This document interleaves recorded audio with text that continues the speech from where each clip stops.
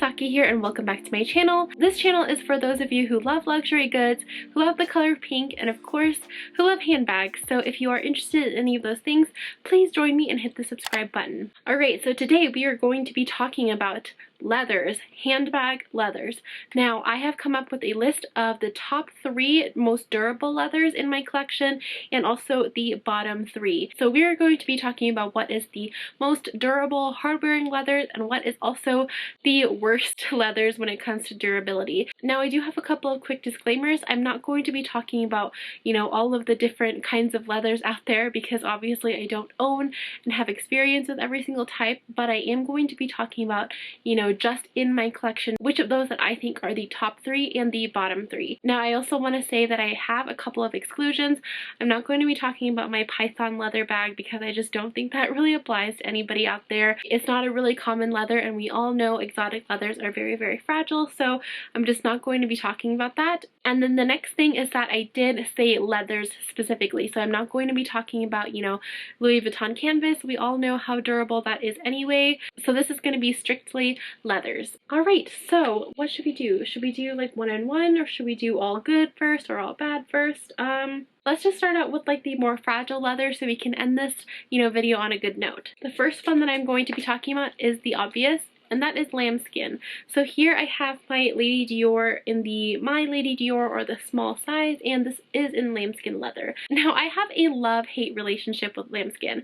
I actually think that I took the different route from everybody in that I bought lambskin first. Like, my very first Chanel bag was actually in lambskin, and I thought that people were making way too big of a deal about lambskin being fragile. I had the Chanel wallet on a chain in lambskin, and although now that I'm thinking about it and now that I'm remembering the condition that it was in when I sold it, I could have been more careful with it, but I also feel like lambskin is one of those materials that people just always tell you to stay away from. They say it's the most fragile thing ever and to not buy it if you are not careful with it, but I don't think that's necessarily the case. Although it is at the bottom of my list, I always want to make sure that I tell you guys, if you do love lambskin, don't be as afraid of it as many YouTubers are saying. As long as you be careful with it, you can make it last a very long time. Now, that being said, the reason why I do think it is still very fragile is because no matter how well I think I'm taking care of my bags, there's always things that end up on it that I'm just like,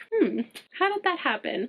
So the main concern with lambskin for me is scuff marks. For some reason, no matter how careful I think I'm being with the bag, there's always like these little scuff marks everywhere at specifically the corners of the bag. So as you can see with this bag, there are like black scuff marks here all around the edges, and then they also appear on the bottom corners as well. And it's not like I'm, putting this down in random places and bumping it into things or anything, but there's always like little, corner wear marks just like that. So that's a mystery to me, but I guess that just comes in the territory of it being a lambskin bag. Maybe if like stuff like clothing rubs against it too much, it can kind of make those marks. However, I will say that I don't have any marks on like the front or the sides or the back. I mean, if you do wear darker colors and you have a lighter bag, you probably have to be wary of color transfer, but other than that, I feel like this bag has held up pretty well. Alright, the next most fragile leather that I have in my collection is going to be my Louis Vuitton Vernis, which I think just means patent leather. So I always say this when I talk about this bag, but patent leather is really, really deceiving. I think a lot of people think it's really durable because if you like splash water on it or anything, it kind of just bounces off. So in that sense, it's very, very durable. I've carried this thing in the rain, no problem. It's very convenient for like any types of weather. However, I don't have a problem with color transfer. All of my bags are lightly colored, obviously, and I've never had a problem with color transfer before, except when it came to this bag. I don't know how, but there are like some weird, mysterious, like yellow markings on it, and there's also one really small red marking on it, and I don't know how those came about. I'll try to show you on camera, but it's going to be very, very hard to see, so actually I might just insert some pictures for you. I know for a fact that one of the yellow markings actually came with the bag, bag, but then I also noticed that another one randomly appeared somehow, and I just don't know how on earth that could have happened. I pretty much only wear light colored clothing, and I feel like if it was from my clothing, wouldn't it be like a darker color? Like, where did this yellow come from? I'm not even sure.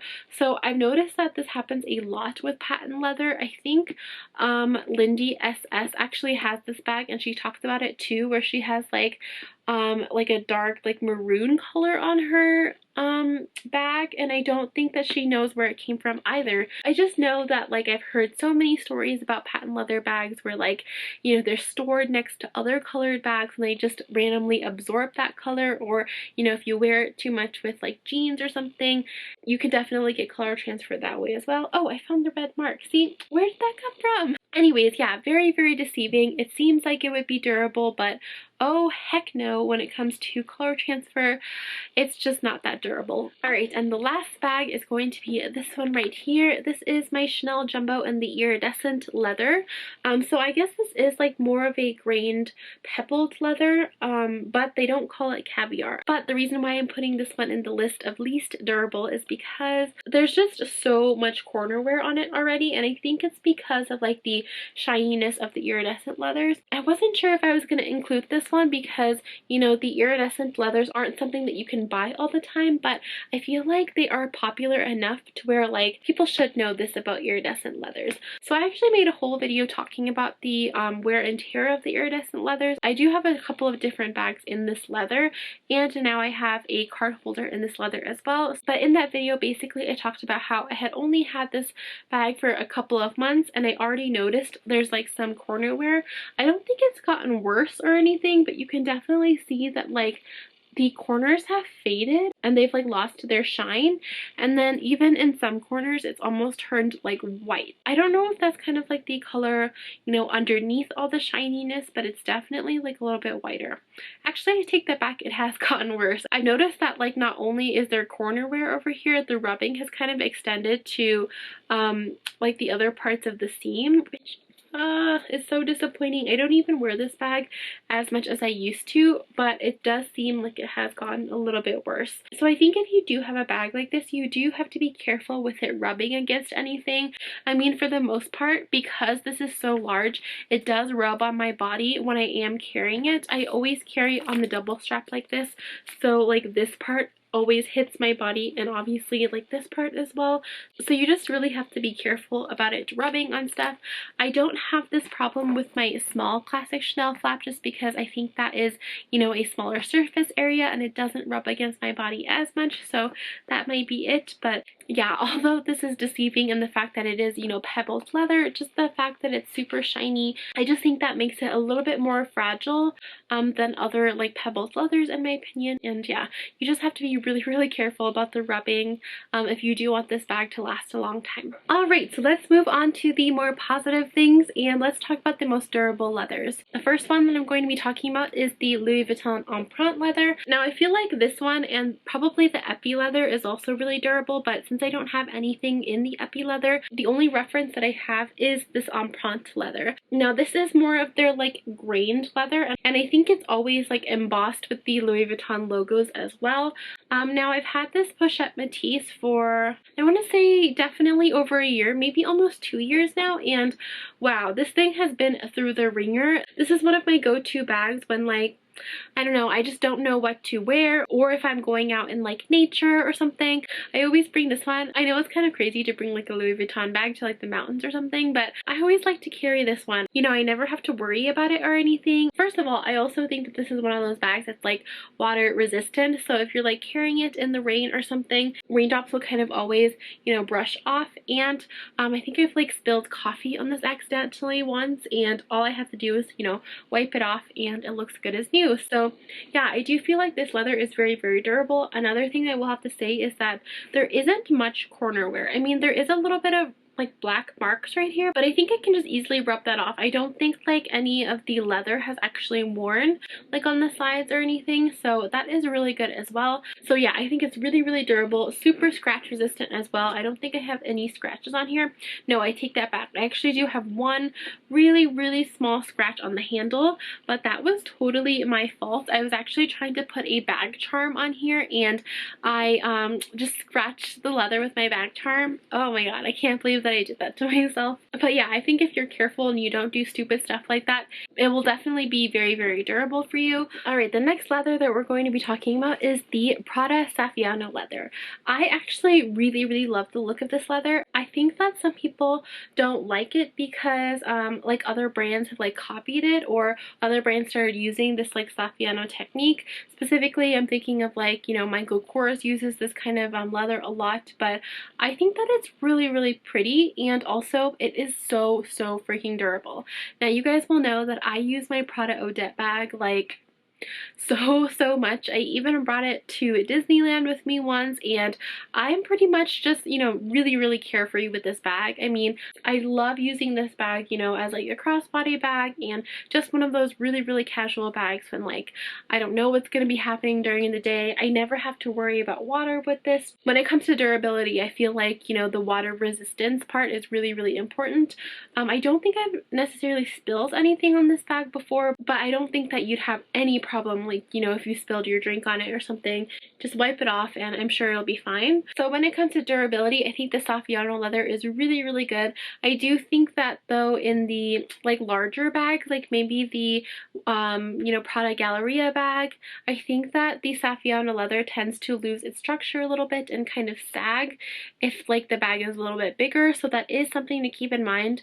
I even had the Prada Galleria bag in like the small size, and I noticed that the leather was a little bit saggy, so in that kind of terms, I don't think it's as durable as, you know, the Empreinte leather that I just talked about, or the next leather that I'm going to be talking about. But I do find that like in terms of like wear and tear and like, you know, actually being hard wearing, the Saffiano leather is really, really good. But otherwise, I think it's a really, really good durable leather. Alright, and moving on to the last leather that we're going to be talking about, that is going to be the Chanel Caviar. I feel like you guys knew this was coming. Chanel Caviar is amazing. In my collection, there are two distinct types of Chanel Caviar. So in the classic flap that I have here, it's more of like a, I don't know, the caviar isn't as like pronounced. Like you can still see the pebbles, but it's not like, it doesn't look like it's very textured. Like the pebbles look like they blend in with the bag. But then I have this caviar bag, which is my newest Coco handle bag, and I do feel like this one, the leather's actually textured. Like you can kind of not only see, but you can feel the little pebbles as well.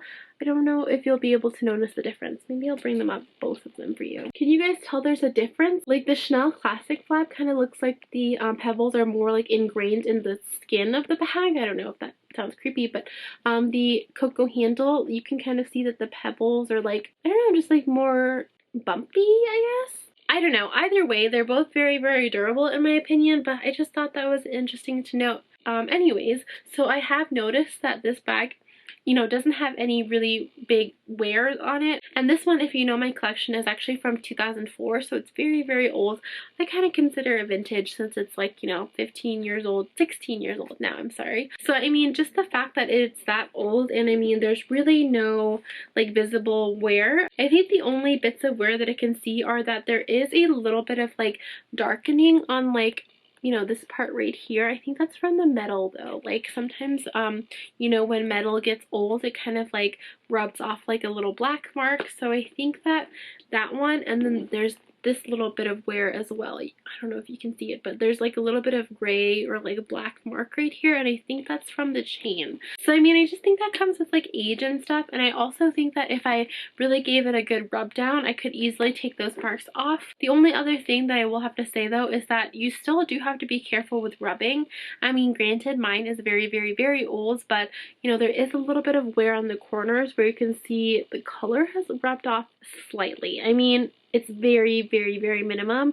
I don't even know if you can see it on camera right now, but yeah, that is something to note. I mean, there are certain things that you're just always gonna have to be careful with. Like, especially if you have a light bag, obviously you're always going to have to be worried about color transfer, or not worried, but like be conscious of the fact that it could happen.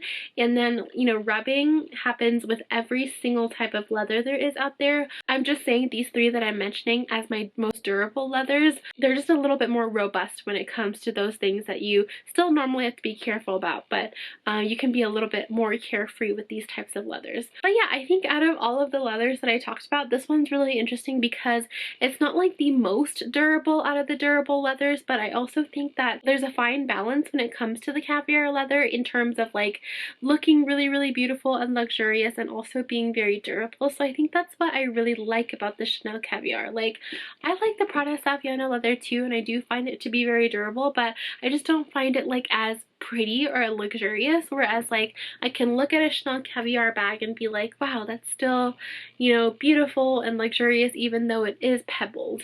So yeah, those are just my thoughts. What do you guys think about all of the leathers that I've shown you today? Like I said, I don't own every leather out there and I don't have experience with everything out there, so yeah, if you guys know anything different, please let me know in the comment section down below.